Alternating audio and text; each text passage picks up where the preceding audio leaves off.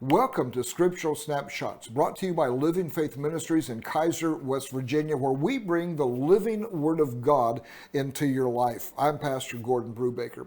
We're looking at the 15 contributions of the God of the Torah has given into our culture, into our world.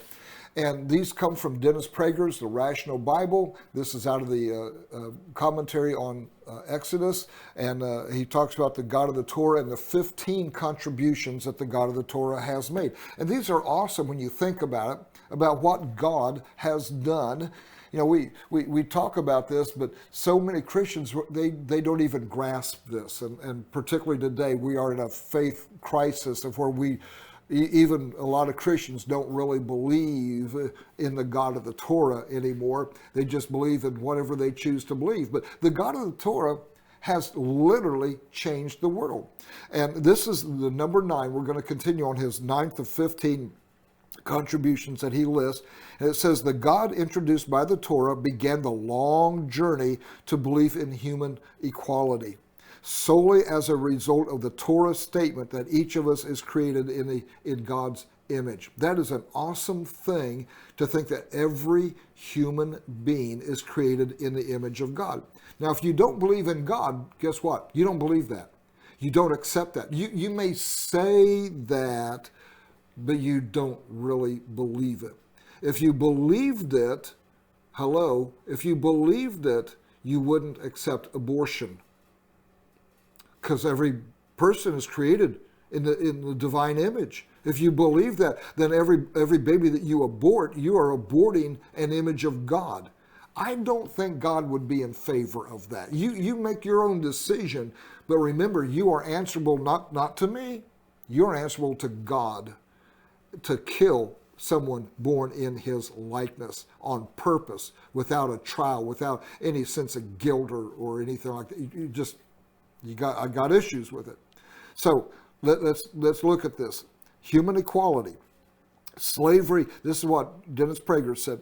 Slavery was abolished on a wide scale, first in the Western world, by Christians who were rooted in the Torah and the rest of the Hebrew Bible, and who specifically cited the Torah doctrine that all humans are created in God's image. Now, this is very controversial today, because we have people going out today lying and saying that Western civilization created slavery. Some of them have even gone so far to say slavery didn't even exist until 1619. How ludicrous. The pyramids were built by slaves, Hebrew and other nations.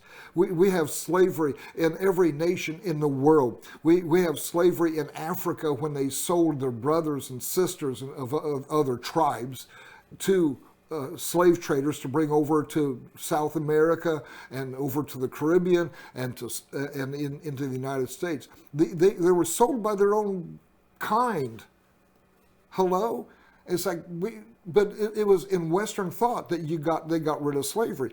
And I'll just say this. I'm going to go out on the limb and say this. Do not come to me and complain about slavery in the United States of 150 years ago if you are silent about the slavery going on around the world today. If the sex trade slavery in the United States doesn't bother you, then don't complain to me about Africans being enslaved by whites 150 years ago. Slavery has always existed. It's always been evil. It's always been wrong. And in Jewish law, you find slaves still being treated as humans. There were laws to protect slaves in the Hebrew Bible, in the Hebrew understanding. Why? Because they were all created in the image of God. And they actually protected slaves, where in other countries there was no protection for slaves at all. You could do with them as you will. And it's been a long, hard process. But God is doing away with slavery. He's still opposed to it. He still doesn't like it. Why? Because we're all created in the image of God. This is the concept of human equality.